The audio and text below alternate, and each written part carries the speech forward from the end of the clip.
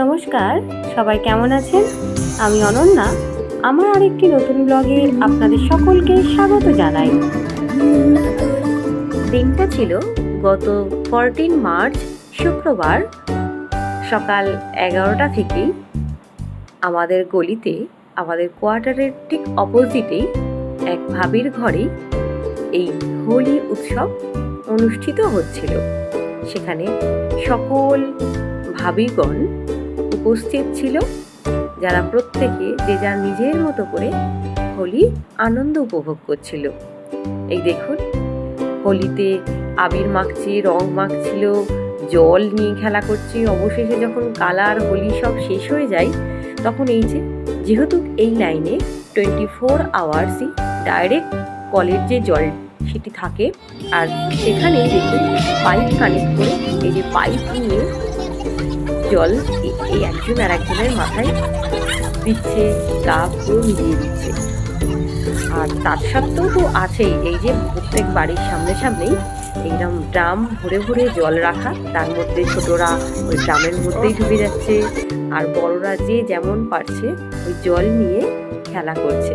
আর করবে নাই বা কেন বলুন?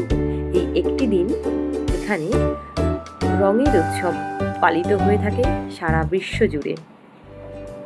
আর এই দেখুন, সবাই নানান রঙে সেজে উঠেছে। আর তারই কিছু মুহূর্ত আমি আপনাদের সাথে শেয়ার করতে চলেছি। অনেকটাই লেট হয়ে গেছে, আসলে আমার সারাদিনের কাজ করে উঠে তারপরে সময় বের করাটা হয়ে ওঠে না, যার জন্য অনেকটাই লেট হয়ে গেছে। আর এই দেখুন সেই মুহূর্তগুলো, আশা করি আপনাদের দেখে ভালো লাগছে। আপনারা আপনাদের মতো করে হোলি উৎসব পালন করেছিলেন। আমার এই ভিডিওটি ভালো লাগলে একটি লাইক করবেন, শেয়ার করে অন্যকে দেখার সুযোগ করে দেবেন। আর ভিডিওটি কেমন লাগলো অবশ্যই কমেন্ট করে জানাবেন।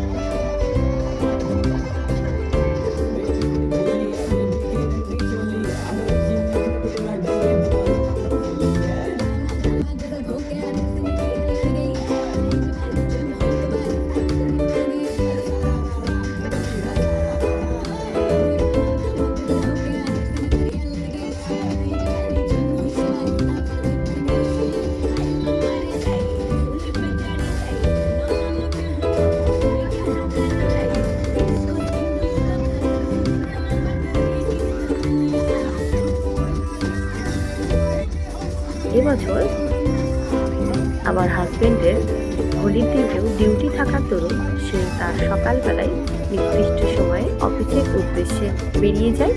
আমি আমার ঘরের কাজকর্ম সেরে আমি মেয়েকে নিয়ে আমাদের এই উল্টো দিকে, যেখানে সকল ভাবিরা একত্রিত হয়ে হোলির খেলা করছে, তা হোলি এতক্ষণে খেলা তো হয়ে গেছে, সেখানেই এসেছিলাম।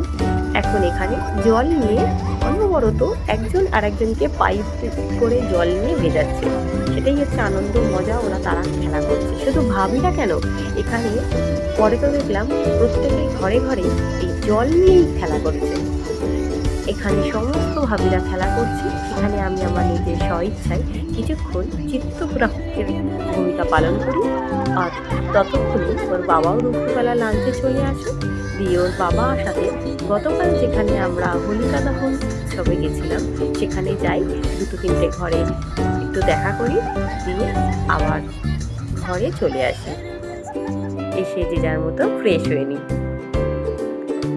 এবছর সময় কম থাকার জন্য অনেকের ঘরে যাওয়া হয়ে ওঠেনি।